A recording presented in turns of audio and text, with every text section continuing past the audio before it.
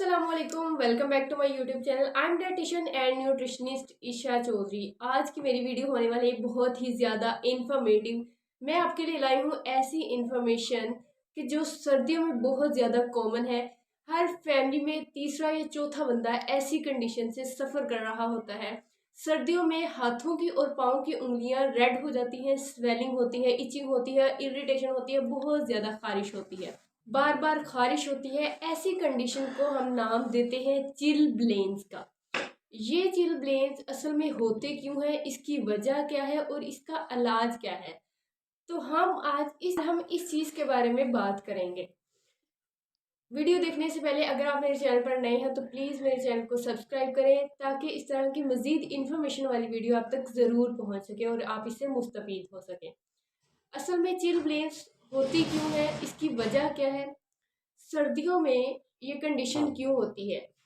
सर्दियों में वेजल्स में सूजन हो जाती है, इन्फ्लेमेशन होती है, जिसकी वजह से हमारी होती है, इन्फ्लेमेटरी रिस्पॉन्स पैदा होते हैं और रेड कलर के पैचेस हमें उंगलियों पे और पाँव की उंगलियों पे जाहिर होते हैं। ये रेड कलर के पैचेस जो है ये चिलब्लेन्स है। असल में चिलब्लेन्स की वजह से कोई भी ऐसा इन्फेक्शन नहीं होता कि जो हमारी उंगलियों के अंदर जो है कोई ज़्यादा अफेक्ट कॉज करे, उंगलियों को डैमेज करे। अगर हम इसको 2 से 3 वीक्स में अगर हम इससे क्योर हो जाते हैं तो इसका कोई इफेक्ट नहीं होता। वैसे भी ये 2 से 3 वीक्स में खुद ब खुद ही ख़त्म हो जाती हैं। ये 2 से 3 वीक्स में इस तरह ख़त्म हो जाती हैं अगर हम इसके लिए प्रॉपर ट्रीटमेंट इसका करें, घर में जो मौजूद है, जो इजीली हम कर सकते हैं, अफोर्डेबल भी है। लेकिन अगर इस कंडीशन में कोई और इन्फेक्शन, सेकेंडरी इन्फेक्शन इस पे अटैक करता है तो फ़ौरन डॉक्टर से कंसल्ट करें और इसका प्रॉपर इलाज करवाएं। चिलब्लेन्स के लिए हमें क्या करना चाहिए? सबसे पहले तो हमें इसके लिए कोई ना कोई लोशन या मॉइस्चराइजिंग क्रीम ज़रूर इस्तेमाल करनी चाहिए। इसके बाद हमें इसके लिए टैबलेट्स, अगर पेन हो रही है, शदीद किस्म की पेन है, आप इसको बर्दाश्त नहीं कर सकते, तो इसके लिए हम सेफ्लॉन, डेक्लोरन और पैरासीटामोल्स की टैबलेट्स इस्तेमाल करवाते हैं कि आप ये मेडिसिन इस्तेमाल कर सकते हैं।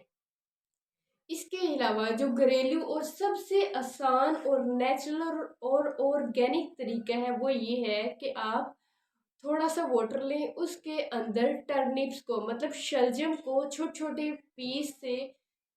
छोटे बारीक पीस काट कर उसमें डाल दें, 10 से 15 मिनट बॉयल होने दें। उसके बाद उस पानी के अंदर जब वो बियरेबल हो, बर्दाश्त करने के काबिल हो, उस पानी के अंदर अपने फिंगर्स और अपने पाँव को डिप करके रखें। 10-15 मिनट आप इसको डिप करके रखें। उसके बाद आप सॉक्स का इस्तेमाल करें और के बाद आप सॉक्स को उतार सकते हैं। इसके अलावा सस्ता और घरेलू टोटका जो है वो ये है कि आप थोड़ा सा ऑयल लें, एक कप ऑयल लें या सरसों का तेल लें। सरसों के तेल के अंदर आपने एक शलजम बारीक बारीक पीस काट कर आपने उसमें डाल देने हैं और तेल को अच्छे तरीके से गर्म करना है।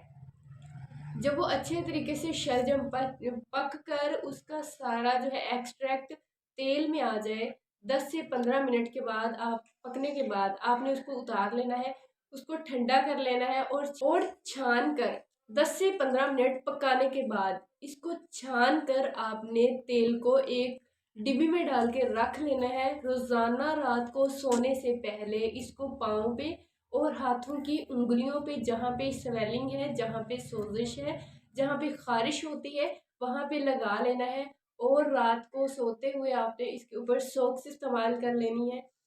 और 2 से 3 दिन इस्तेमाल करने के बाद इंशाल्लाह आप इसका रिज़ल्ट ज़रूर देखेंगे।